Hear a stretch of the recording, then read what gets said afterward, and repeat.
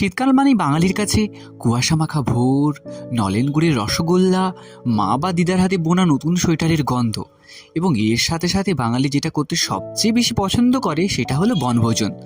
Hello everyone, welcome to Talkative টেল।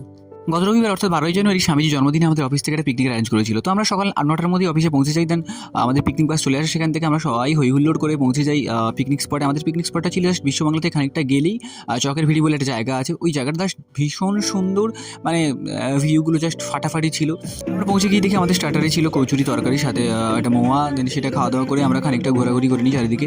দেন আমরা একটু নাচানাচি করে নিই, কারণ পিকনিক হচ্ছে, বাস নাচানাচি না হলে চলে। দেন আমরা মেন কোর্স অর্থাৎ খাওয়া দাওয়ার জন্য চলে আসি খানিকক্ষণ পরেই।